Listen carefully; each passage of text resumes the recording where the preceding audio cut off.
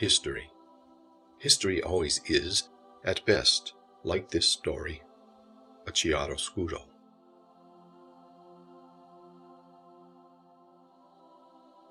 The 23 Club by Edward Flaherty.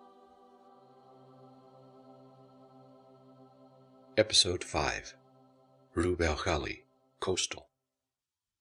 Maha Gargash, the famous Emirati author, wrote about the 1950s, wrote about the struggling human culture built to survive on the edges of the massive Rub al Khali. She wrote, "It's not true. I come from a tribe, the Al Salmi tribe. It was a strong tribe and honorable. Just because they didn't live in houses does not mean they weren't important." Part 1. Chalmers Lenses. Despite the last-minute circumstances around which Chalmers normally received requests to fix projects, he always endeavored to understand the larger landscape context of those projects. To Chalmers, this included understanding the regional geography, both natural and cultural. Knowledge imparted strength. To broaden his understanding of the Rub al Khali, Chalmers would vary his perception of his project study subject through a variety of questions. Then with each question, he would consider a variety of options. He called each option a lens, each different lens varying in its magnification.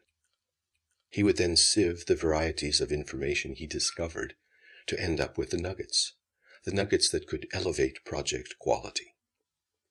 For example, he asked himself, exactly where does the Rub al Khali, the empty quarter, start and end? Do you measure it on a map of the world? A map of the Arabian Peninsula? A map of the Abu Dhabi Emirate? A map of the Abu Dhabi municipality? Or on a map of oral history as told by a Liwa Oasis resident? Is it a question of natural geography or cultural geography? Is it a question of geographic space or geologic time? Chalmers used all resources to understand the landscape, to filter information, to gain knowledge, to enrich his project. Part 2. Preparations. Chalmers' kismet meeting in Bahrain with his old friend Jean-Claude Thibault had been useful, a potential nugget, a knowledge resource to cherish. Jean-Claude had rearranged his schedule in order to free up a couple days in the UAE. In particular, he offered to spend a day with Chalmers, to drive him the 3 hours from Dubai to the Empty Quarter project and the 3 hours back. Jean-Claude had arrived in Dubai yesterday morning. By the afternoon, he had coordinated with Chalmers to organize their time together this week. On the surface, because of their similar interests and friendship, Jean-Claude was satisfied to share his knowledge and experience with Chalmers. But it was deeper than that for Jean-Claude, because years back he had worked on a reforestation project through the United Nations in Vrindavan, India. Vrindavan was a place rich, not only in ethnobotanical history, but also in timeless spiritual traditions. During his time there, he took up the study of yoga in a time of disciplined introspection that had helped his focus on his own personal life goals. He concluded his personal nature was best served by sharing his knowledge with others. This became the solid framework for both his professional and collegial relationships with Chalmers. Together, they coordinated the trip to the Empty Quarter project and the route to take. They concluded it to be a chance to see, during the 3-hour drive inland, how the Rub al Khali landscape evolved from the urban coastal edge to the unpopulated inland heart of the sand desert. This was a drive Chalmers had never taken. Jean-Claude had rented a 4-wheel drive SUV, a Toyota Land Cruiser, white, with a large gas tank and wayfinding kit, a Garmin Nuvi with the most recent desert data already downloaded. The drive, a useful landscape transect, would start with 120 kilometers along the Gulf Coast, from Dubai to Abu Dhabi, followed by another 30 kilometers along the coast to the Hamim turnoff. They would finish at the project with a final run due south 150 kilometers directly into the relentless, shifting, arid sand desert, the empty quarter, the Rub al Khali. Part 3. Ashura Redux. Early in the morning, Jean-Claude drove the Land Cruiser to Chalmers Hotel to pick him up. Chalmers was waiting. He loaded his things in the back seat and then climbed right in to the front seat. After greetings, Chalmers immediately challenged Jean-Claude. "Before we start anything new, your forced march in Muharraq to the Zanjo parade the other day just about did me in. I couldn't get it out of my head, damn near missed my flight, couldn't sleep that night. Every time you talk me into some kind of over-the-edge cultural landscape event, I end up struggling to keep my professional armor intact." Jean-Claude replied, "You act like I'm trying to undermine you, Chalmers. You know that's not the case. Too many professionals do not want to see or even hear about the unclean reality of human relationships with the landscape. Modern memes are to simplify everything. There is definitely a trend toward a technology-driven atheistic secularism that commoditizes the landscape, when in reality, just under the surface is a richness of understanding and diversity of explanations between humans and plants, humans and the landscape. Why ignore it? Why sweep it under the rug? Besides, isn't the sharing of this richness what you and I have been doing together for the last 20 years or so?" Yeah, Jean-Claude, you're right, but you get so far over the edge so often. I have no way to filter your positions and come up with arguable values in my work. Nevertheless, that's my problem, not yours. But before we get on the road, you've got to agree to this one thing. If you ever invite me to an Opus Dei picnic, which you call a landscape event, you have to remind me to say no, a flat-out no, with no arguments, okay?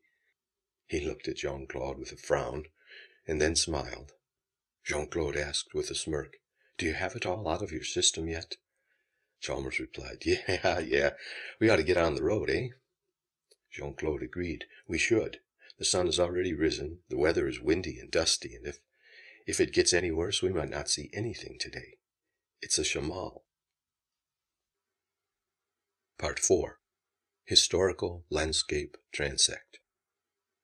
If all went well, today, Chalmers could harvest for his project both historical from Jean-Claude and also real-time empty quarter information. Chalmers and Jean-Claude began their drive. Their trip to the Liwa oasis would be a transect through the empty quarter. Departing Dubai, they took the Sheikh Zayed road toward Abu Dhabi. Jean-Claude drove and smiling said, "All said and done, it really is good to work with you again, Chalmers, that's for sure. You asked about how I got involved with Liwa? Well, a few years back, I gave a short course at Harvard. In the course, I had a student, an Emirati, a person whose family originally came from the Liwa oasis. He asked me to assist in setting up the structure for his research on historical relationships between human culture and plants in extremely arid environments. As you might guess, I was into it." Chalmers, wanting to focus the conversation, quickly added, "I'm sure, and now I'm looking forward to hearing all about that. Today we're heading to Hamim, on the east end of the Liwa oasis. Did you ever visit this place before? What was it like? Did you visit it regularly, or just once or twice? Tell me all." Jean-Claude said, "It was about 4 years ago. Then for more than 9 months, almost a year, I drove the road, from Abu Dhabi to Hamim, 3 or 4 times a week, out and back.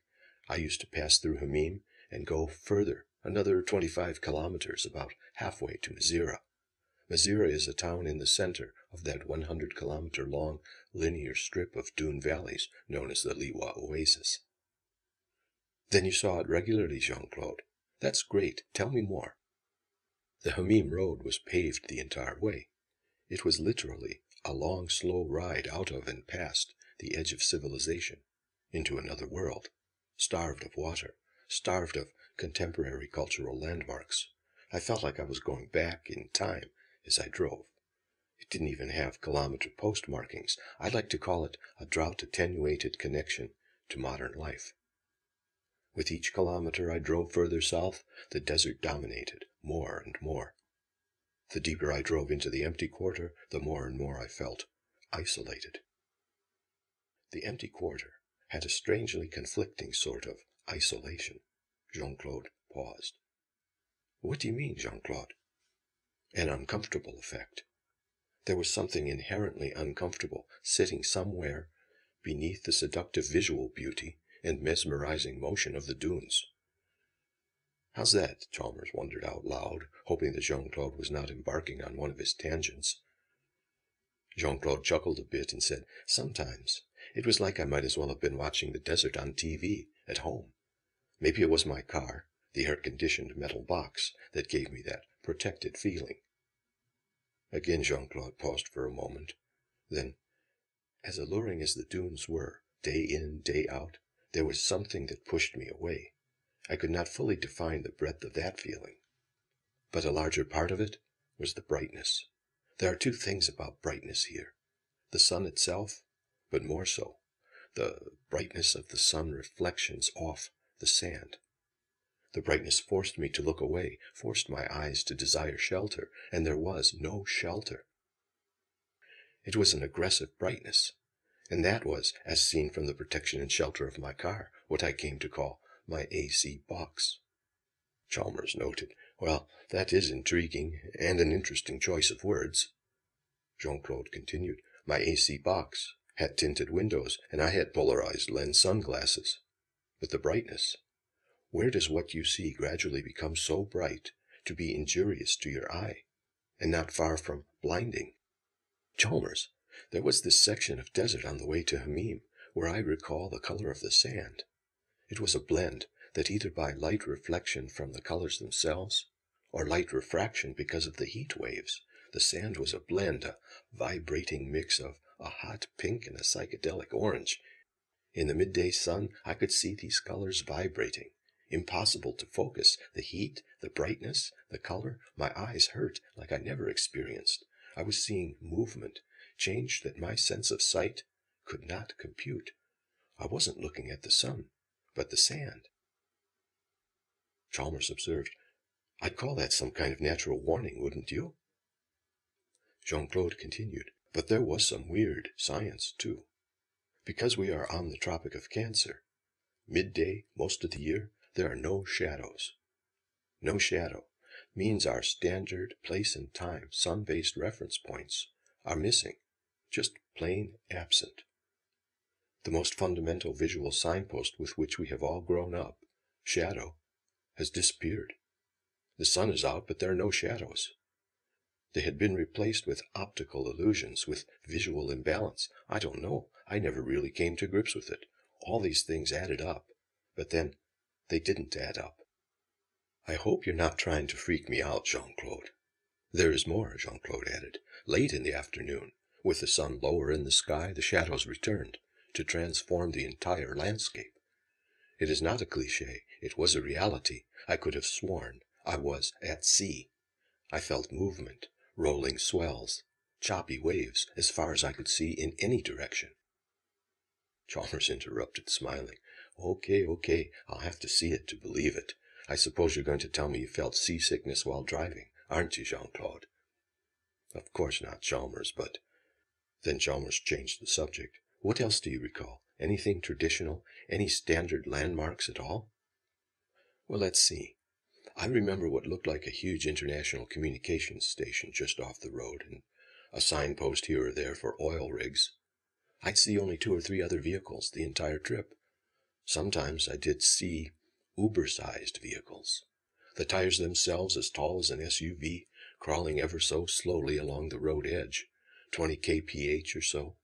They were oil rig, soft sand vehicles, with tires, cab, and trailer 3 times or more larger than anything normally seen on the road. Chalmers, with not a small bit of humor, noted, So let me summarize, Jean-Claude. You had vehicles 3 times as large as normal, traveling 1/5 normal speed, no shadows, psychedelic orange sand. What was going on? Something strange with you, maybe. Oh, no, not at all. Look, Chalmers, that's what I meant when I said the road was a tenuous extension of human civilization into an area not accustomed to human civilization. A paved road has a lot of civilized implications that the adjacent landscape just challenged. That was all stripped away, except for my AC box on wheels, and there weren't even any radio stations. Animals. What about animals, wildlife, fauna, anything like that, Jean-Claude? Let me think. There were camels. Camels being herded along the roadside, and the inevitable camel roadkill. Once a month or so, I'd see a rigor mortis camel just off the shoulder. I never saw one being hauled away. I never saw one decomposing. Someone must have hauled them away. Roadkill? I saw very little, but here and there over 9 months I saw a desert gazelle, desert lizard, desert snake, and the odd goat from time to time. Jean-Claude continued, The camels were absolutely magic, Chalmers. This is camel country. I would see hundreds of them at a time grazing just off the roadside. They moved over the sands as if they carried no weight at all. And you know how hard it is for humans to walk through soft sand. They had a resolute gait, a presence that said they belonged here. Jean-Claude recalled further. There were no highway lights, no lights anywhere. Driving at night was like being in a tunnel by yourself, continuously, for 150 kilometers. Sometimes I wanted to do the night drive without headlights, using only moonlight. It was eerie. No plants, no water, no vehicles, no nothing. A huge sand desert, a strip of asphalt, my vehicle, and me. Eerie. Eerie indeed. I'd stop for a moment and turn the engine off. Dead silence. Often it was still, infinitely still. But I could see what? Who knows, hundreds of thousands of stars. I felt as if I had been dropped into obscurity. Silence. Isolation. Extreme emptiness. Extreme distance. No point of reference for human civilization. Chalmers, I've seen lots of strange landscapes in my life, and stranger human interactions with plants, landscapes. But out there, sometimes, if I say otherworldly, the connotations get in the way. I often felt like the desert was driving me out of it. I often felt an urgency to be free of it, get out of it, to see the lights of Dubai, the signs of human civilization. Chalmers jumped in. Jean-Claude, you always take me beyond the edge of reality, to some existential stepping-off point. I do have work to do. What do you remember about Hamim? That's the last town before my project. Do you have any memories from there? Special for Hamim. Well, it had the only gas station on the east end of Liwa. A typical, how do you say it, one-horse town. Stop for gas. Listen. You could hear a car coming from more than a kilometer away. That was a big event, following it with your eyes through its entire time of visibility. Then it was quiet again, back to normal. Chalmers asked, Did you see people? What kind? Who were they? Contract farm workers, Chalmers. They looked like they had spent their entire lives out there.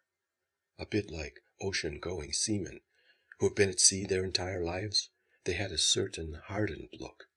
The look of people outside the rules of civilized law.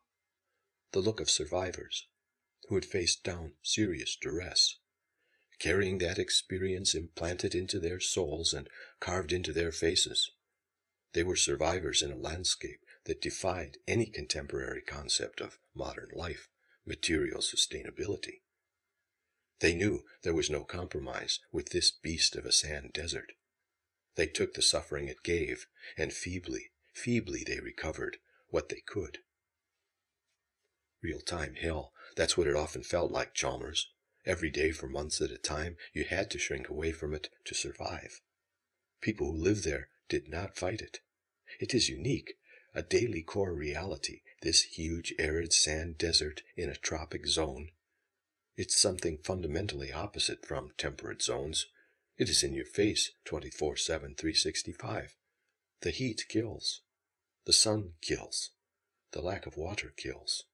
The lack of arable land. It just depresses. The blowing sand ravages. Maybe those are the uncomfortable threats, just barely hidden beneath the slyly seductive surface sands. Those were strong words about their destination. Jean-Claude and Chalmers both fell silent. Part 5. Dubai Landmarks. Dubai had been going through fits and bursts of development over the past 25 years, each burst leaving in its wake a variety of landmarks. In the first 20 kilometers, Chalmers and Jean-Claude had passed some of Chalmers' familiar Dubai landmarks. The Dubai Marina, Jumeirah Lakes Towers, Dubai Aluminum, Ibn Battuta Mall, and Jebel Ali Port. Now they had just started passing the ill-fated Nakheel development named Waterfront. The wind and blowing dust were wicked. The place was derelict, deserted. 10-meter-high plywood hoardings at the waterfront perimeter boasted, with faded high-res graphics, a new city for 1.5 million people with 1.5 billion square feet of development, to become twice the size of Hong Kong in only 20 years. Off in the distance, Nakheel's new 10-story office building sat empty, complete but empty. The shamal wind tattered and ripped the blatant advertising slogans off the perimeter hoardings. It was essentially an abandoned 100-square-kilometer site, with nothing rising from the ground, but swirling, sandy dust and a wispy ghost of unfulfilled dreams. The deserted building, the empty site, the sandstorm, and the wind-blown, torn, desperately flapping advertising reminded Jean-Claude of a computer game trailer he had recently seen. He asked, "Chalmers, you into computer games?" "Yeah, they interest me. For the graphics, the landscape backgrounds and foregrounds mostly. Why?"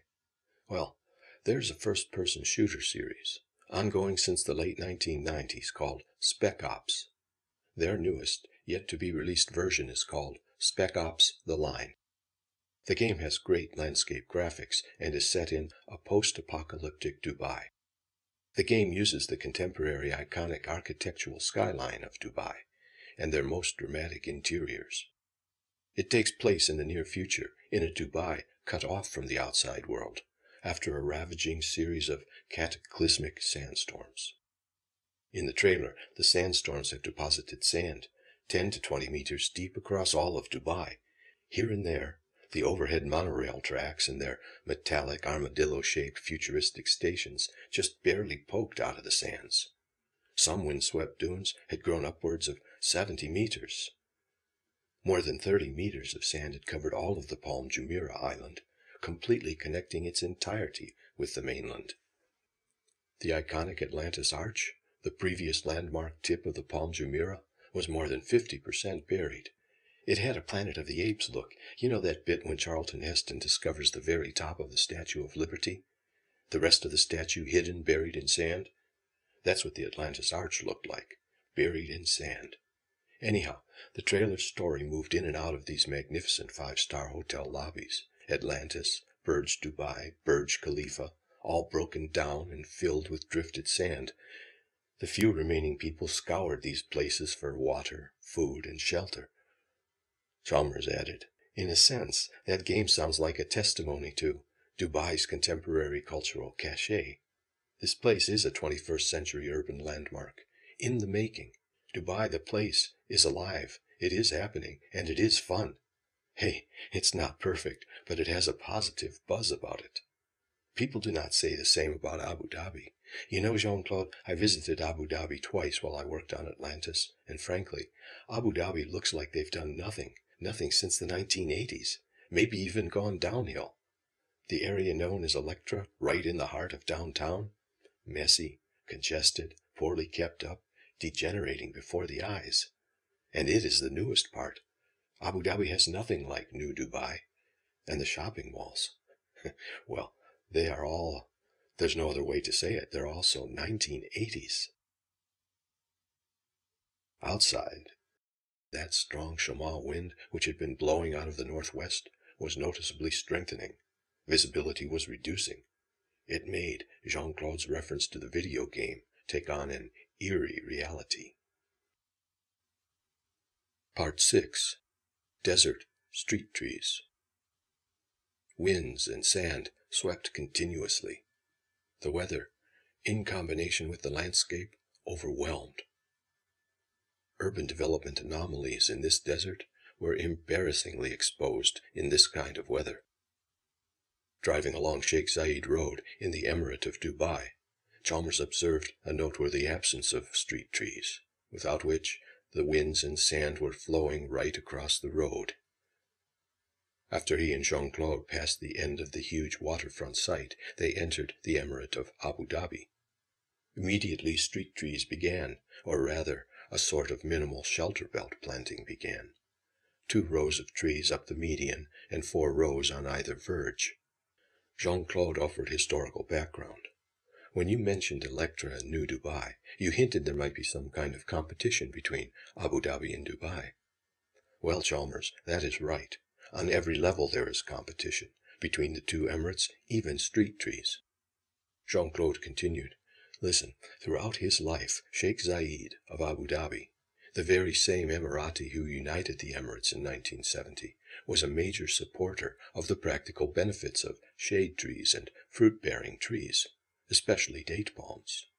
So he chose the most useful and tough trees, Phoenix dactylifera, Ziziphus spinus Christi, and Prosopis cineraria, and with supporting irrigation planted them like desert shelter belt buffers along all major highways. And that is what we are seeing out there, right now. Part 7. Al-Kurm. The wind buffeted their SUV as Chalmers and Jean-Claude passed the turnoff for Yaz Formula One Island and Saadiyat Island. Jean-Claude noted that the Abu Dhabi Emirate had over 200 islands, and added, Dubai only has one, the one artificial island, the Palm Jumeirah. The more than 200 natural Abu Dhabi islands, on the other hand, have exceptional environmental resources, including large areas of sea grasses and extensive mangrove colonies. Chalmers interrupted. Is this part of that competition thing again, Jean-Claude? Precisely. In fact, between the islands of Abu Dhabi, Yaz, and Saadiyat, there are nearly 10 square kilometers of protected seagrass and mangrove habitat. We have joked about bantering between the ruling families of Abu Dhabi and Dubai. You should know they are historically linked. There is deep family history between Dubai and Abu Dhabi. Dubai is actually an offshoot, a scion from Abu Dhabi, a proudly independent scion at that. Abu Dhabi not only has all the natural islands, it also has the vast majority of oil reserves, not Dubai. But as you know from your Atlantis project, in this last big real estate development push, it was Dubai out of the gate first. Chalmers asked, So I guess Yaz Island Formula One and Saadiyat Island, Newtown, will be Abu Dhabi's answer to Dubai's most recent big development push over these past 10 years? Theoretically, Chalmers, though they are not built yet. But getting back to the plants, to the local ethnobotany, there is debate about whether, in this expansive mangrove colony originally, there was actually a mix of Rhizophora mucronata with Avicennia marina. Some say the last Rhizophora were taken by man over 100 years ago. Jean-Claude, can we please focus on the local human use instead of the academic debate regarding historical record? Jean-Claude quickly agreed and continued, Sure. The Avicennia marina, or Al-Kurm in Arabic, has the ethnobotanical presence in Emirati culture. The oldest, stoutest tree trunks were used in permanent settlements for beams over doors and windows. Young leaves were used as fodder, and branches were used to make charcoal. There is one more use of Avicennia, and you might find this quite interesting. The Al-Kurm has always been used across this region as an aphrodisiac. Chalmers raised his eyebrow and said, Tell me. Jean-Claude continued, Listen, Yemen has long been well known for its honey, especially along the Wadi Duan in the Hadramaut region, near the Omani border. A couple of years ago, my last time in Yemen, speaking with farmers who collected honey in the Wadi Duan, I heard this story. They told me about their relatives and their special Al-Kurm honey. The story went something like this, he started. The particular Wadi Duan families originally came from and still had relatives on Al Urj Island, just north of the Bab el Mandeb, where the Red Sea meets the Gulf of Aden, the region near Eritrea and Djibouti. The island has the oldest known mangrove colony in the entire Arabian Peninsula region. Their relatives gathered honey from those mangroves, and almost too pungent honey. Their Al Urj relatives sent the Al Kurm honey to them, which they mixed 1 to 10 with their own Wadi Duan honey, a sweet and very popular local honey coming from the cedar, the Ziziphus spinus Christi. Here is how they told it to me. The Al Urj Yemenis described the scent of the Al Kurm, the mangrove flower, and its effect. In the springtime, in the still early morning hours, soon after the sun has risen, just as it has begun to heat the earth, men should go during low tide out amidst the oldest mangroves, those in full and healthy flower. Inhale deeply, 2, 3, 4 times. Take the air, the uniquely pungent medicinal fragrance, the scent, fully and deeply into the lungs. Absorb it, relax into it, meditate, if you will, on it. You will feel then an utterly unique internal movement, a stirring, as a subtle energy, via hormonal penetration deep, deep in a man's scrotum, the testes, then comes alive with the primal force. It is nature's own way to assure that the men can, even under the most difficult conditions of subsistence, propagate their species. Chalmers, halfway in humor but not really sure, had to intervene. Now, Jean-Claude, you are not about to tell me, are you, that these men from Al Urj walk around with flagpole stout every spring, are you? No, Chalmers. It is not a coarse brute force effect like contemporary sildenafil citrate, Viagra, if you will. Rather, it is quite subtle. Its gentle stirring assures that all internal supplies, equipment, and connections are ready for the time when required. I'll tell you, it is definitely performance guaranteed. Its results are there to see. The Yemenis claim that this nectar of life has the power to strengthen a man's desire. In Arabic, the Al Duan guys told me that this honey makes a man like a palm tree. One male can pollinate 100 females. And honestly, Jean-Claude attested, there are lots of families in that region with 10 or more kids. Chalmers jumped in again. Excuse me, Jean-Claude, but with 4 wives, 10 kids is not really a big deal. Chalmers, that's 10 kids per wife. Now, if you will kindly let me get to the punchline, please. The bees gather this Al Kurm nectar. The Yemenis harvest it for use in their blended honey, and they sell it in certain stores here in the UAE, always with the condition displayed in large letters, all capitalized, on the face of each bottle, for marrieds only. Part 8. Carbon Credits. Chalmers and Jean-Claude passed the Abu Dhabi International Airport. It looked like a small regional airport compared to the sprawling Dubai DXB. Chalmers would get a better look at it the end of the week, if all went well. Via iChat, he and Madge had agreed about textiles that interested her in the region. So, end of this week, beginning of next, he was planning to fly out of Abu Dhabi to Singapore to pick up some silk fabric for her. He was looking forward to that. Just after the airport, they passed the highly publicized Masdar carbon-neutral new town project. First thing in the morning, at least 15 construction cranes were already operating. Tent-shaded construction trailer offices were already busy with managers, consultants, contractors, and foreign entrepreneurs. Chalmers quietly thought of carbon credits selling and trading, and all the media and science confusion over this issue now. Jean-Claude shared with Chalmers that recently in the local newspapers he had read that the original scale and pace of the modern zero-carbon footprint Medina of Masdar, being built for 60,000 people, had been slowed to remove most all residential and commercial work. The only construction work being funded going forward would be the Renewable Resource Institute. Chalmers asked, "What do you think, Jean-Claude? Might this project go the same way, just disappear like Nakhil's waterfront? Jean-Claude responded, "The Emirati's reputation is exposed here. Even though the science of global warming by man seems to have been tilted for political agendas, the development of renewable resource energy alternatives to oil does have legs. The Masdar Initiative and their research arm, the Masdar Institute of Science and Technology, are a great human endeavor. The Emiratis are committed." Part 9. Subka Ground Covers.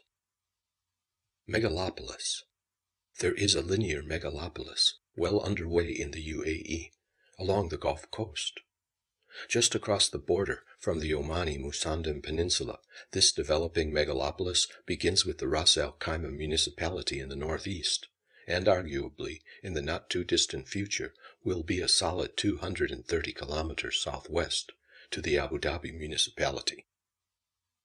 Departing the Abu Dhabi municipality, about halfway through their transect, Chalmers and Jean-Claude were approaching the Guifat Road, the land route leaving the UAE megalopolis, the always crowded truck route to Saudi Arabia, Qatar, Kuwait, Iraq, Syria, Turkey, and beyond, to Europe. Until now, the entire way, any unbuilt coastal edge had been low, undulating sand of a whitish-gray taupe color, or subka as it is known. Today, a wind-whipped white dust. It is found at the lowest elevations, at just about sea level, encrusted with salt because of the high water table and its concurrent high salinity. The subtle sand ridges in between the subka flats were home to the most tolerant of the halophytes. Jean-Claude had done some biosaline research and keenly shared with Chalmers. "I know landscape architects are always looking for ground cover plants that know how to keep their place. If I remember, there is an over-reliance on established ornamental ground covers like the overwatered Wedelia and Sesuvium, both aggressive high-maintenance plants, right? Well, some of the native halophytes in subka regions have excellent landscaping potential. The best are in the chenopod family, including the species Arthrocinium and Halopeplis. They would make great ground covers and would survive on the high total dissolved solids of saline irrigation water." Chalmers seconded that, and asked, "Jean-Claude, do you know if any local nurseries have started to work with these potential ground covers yet?" "I doubt it, Chalmers. Local nurseries, private and government, are a bit behind in technology, processes, and quality control. I'm sure you've already seen that before. Interest in native shrubs and ground covers has not become a focused research issue yet, what to speak of a profit center. But an Australian chap told me that in some of Sheikh Zayed's original street tree nurseries, managers were starting to look into it, with some attempts at mass propagation. But they're really old school. Flood irrigation, difficult interfaces for the kind of work you do, Chalmers." Just before they turned onto the Guifat Road, Jean-Claude pulled into a gas station, the last, he pointed out, before Hamim in Liwa. Along with charged-up cell phones and full spare tires, essential for this trip were topped-up oil, gas, and water. They filled up, paid at the pump, then parked and went into the 7-Eleven type modern snack shop. The shop and its toilets were built as an integral part of the gas station, very modern America in layout and style. Here, they are run by government gas companies and open 24/7, 365. Inside, they grabbed a bunch of half-liter bottles of drinking water. At the checkout cash register, next to the chewing gum, there was a small box of individually shrink-wrapped sticks. The box was labeled in Arabic only. Each stick was thick as a fat pencil, a bit irregular though, not straight as an arrow, and about 15 centimeters long. Chalmers asked Jean-Claude, "What are these? I've never seen them in Carrefour or any of the other food stores in Dubai." "They're mishwak, Chalmers, toothbrushes, from twigs or roots of the Salvadoria persica. Though not a native to the UAE, this good-sized shrub is definitely endemic, tolerates drifting sand like a champ, and is fresh green year-round. As a tooth cleaner, it has a tradition in the Arabian Peninsula back at least as far as the coming of Islam. They are widely used in Africa and on the Indian subcontinent, too. Chalmers chuckled and asked, "But do they work? And if they do, for 5 dirhams each, they might well be worth it." "Do they work, you ask? As you might figure, some alternative scientists and herbalists encourage their use, instead of toothbrushes. But do they work? Try them out yourself." Jean-Claude smiled and then added, "Make sure to visit your dentist in 6 months." Gas tank filled, they had only a short 30 kilometers along the coast on the Guifat road until the Hamim turnoff. Visibility had decreased because of the shamal, but the roadside could still be seen. After the Hamim turnoff, no more coastal shrub or subka, just empty quartered dunes. At least that is what Chalmers had figured, according to the Google Earth images. He had calculated a straight shot south of about 130 kilometers from the coast to Hamim. About halfway there, they would cross the Tropic of Cancer.